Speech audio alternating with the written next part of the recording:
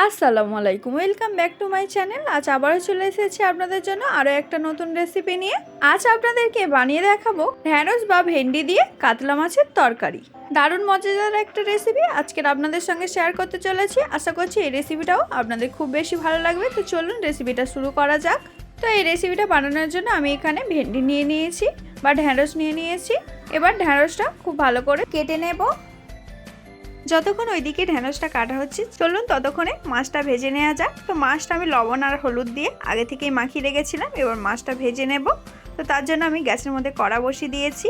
এবার ওর মধ্যে তেল দিয়ে দেব। আমি কিন্তু এখানে সাদা তেল ইউজ করছি, আপনারা চাইলে কিন্তু সর্ষের তেল ইউজ করতে পারেন। তেল গরম হয়ে গিয়েছে, এবার লবণ এবং হলুদ দিয়ে মাখিয়ে রাখা মাছগুলো ভেজে নেব।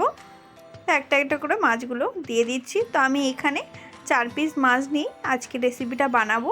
কাতলা মাছের আরও অনেক রেসিপি আমি অলরেডি বানিয়েছি, আপনারা চাইলে কিন্তু দেখে আসতে পারেন। কাতলা মাছের আরও যদি অন্য কোনো রেসিপি আপনারা দেখতে চান তাহলে কমেন্টে জানাতে পারেন, সেই রেসিপিটাও আমি বানানোর চেষ্টা করব।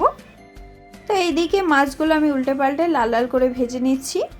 তো অলরেডি আমার মাছগুলো লাল লাল করে ভাজা হয়ে গিয়েছে, এবার তুলে নেব।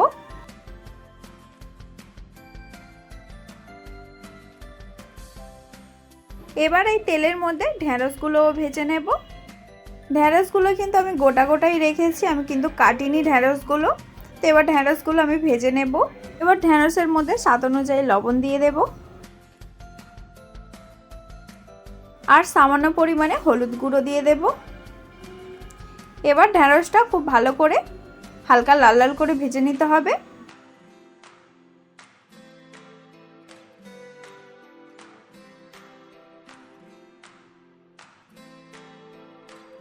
তো ঢ্যাঁড়সগুলো হালকা লাল লাল করে ভাজা হয়ে গিয়েছে, এবার তুলে নেব।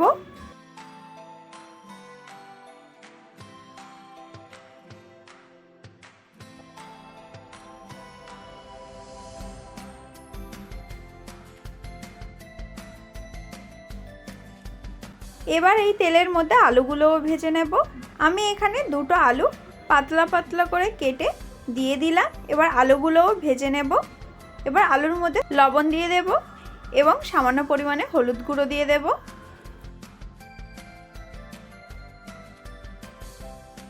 এবার আলুটাও হালকা লাল লাল করে ভেজে নেব।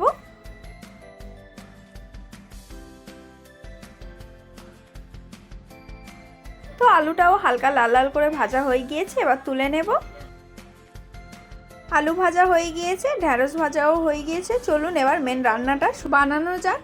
তার জন্য আমি আবার কড়ার মধ্যে তেল দিয়ে দিচ্ছি। তেল গরম হয়ে গিয়েছে, এবার ওর মধ্যে জিরে ফোড়ন দিয়ে দিলাম। এবার তেলের মধ্যে পেঁয়াজ কুচি দিয়ে দেব। আমি এখানে দুটো মিডিয়াম সাইজের পেঁয়াজ কুচি দিয়ে দিচ্ছি। এবার পেঁয়াজটা হালকা লাল লাল করে ভেজে নেব।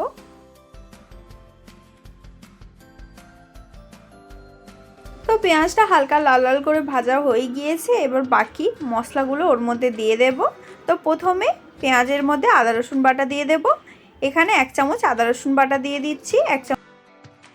এবার একটু নাড়াচাড়া করে আদা রসুনের কাঁচা গন্ধটা চলে গেলে বাকি মশলাগুলো ওর মধ্যে দিয়ে দেব।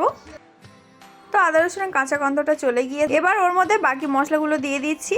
এখানে 1 চামচ লঙ্কার গুঁড়ো, 1 চামচ হলুদ গুঁড়ো, 1 চামচ ধনের গুঁড়ো এবং 1 চামচ জিরে গুঁড়ো দিয়ে দিয়েছি। এবার ওর মধ্যে সামান্য পরিমাণে জল দিয়ে দিলাম, তা না হলে মশলাটা পুড়ে যেতে পারতো, সেই জন্য সামান্য পরিমাণে জল দিয়ে দিলাম। এবার মশলাটা কষিয়ে নেব বেশ কিছুক্ষণ ধরে। তো মশলাটা বেশ কিছুক্ষণ ধরে কষিয়ে নিয়েছি আর মশলা থেকে তেল ছাড়তে শুরু করে দিয়েছি। এবার ওর মধ্যে ভেজে রাখা আলুটা দিয়ে দেব। এবার আলুটাও মশলার সঙ্গে একটু কষিয়ে নেব।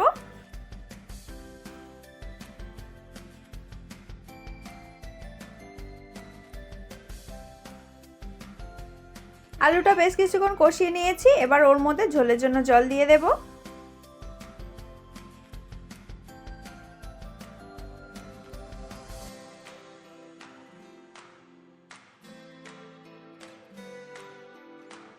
তো ঝোলের জন্য জল দিয়ে দিলাম। এবার ঝোলটা ফুটে ওঠার জন্য অপেক্ষা করব। ঝোল ফুটে উঠেছে, এবার ওর মধ্যে মাছগুলো দিয়ে দেব।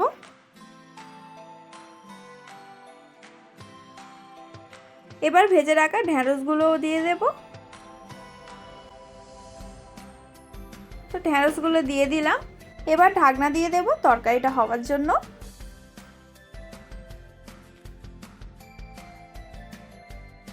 বেশ কিছুক্ষণ হয়ে গিয়েছে, এখন আমি ঢাকনাটা খুলছি। তো এখানে মোটামুটি তরকারিটা হয়ে গিয়েছে। এবার উপর থেকে কাঁচা লঙ্কা দিয়ে দেব। এবার কিছুক্ষণ ফুটিয়ে ঝোলটা যখন একটু শুকিয়ে শুকিয়ে আসবে তখন নামিয়ে নিলেই রেডি ঢ্যাঁড়স আলু দিয়ে কাতলা মাছের তরকারি। তো তরকারিটা নামিয়ে নিয়েছি। তো দেখতেই পাচ্ছেন কতটা সুন্দর হয়েছে, আর খেতে তো অসাধারণ হবে। আপনারা বাড়িতে অবশ্যই ট্রাই করে জানাবেন রেসিপিটা কেমন হয়েছিল। তো আজকের রেসিপিটা তাহলে এই পর্যন্ত। আজকের রেসিপিটা যদি আপনাদের একটুও ভালো লেগে থাকে তাহলে অবশ্যই একটা লাইক করতে ভুলবেন না। কমেন্টে জানাবেন রেসিপিটা কেমন হয়েছে, বেশি বেশি করে শেয়ার করে দেবেন। আরও নতুন নতুন ভিডিও দেখার জন্য আমাদের চ্যানেলটাকে অবশ্যই সাবস্ক্রাইব করে আমাদের পাশে থাকবেন। আবার দেখা হচ্ছে অন্য কোনো রেসিপির ভিডিও নিয়ে। আপনারা ভালো থাকবেন, সুস্থ থাকবেন। আল্লাহ হাফেজ।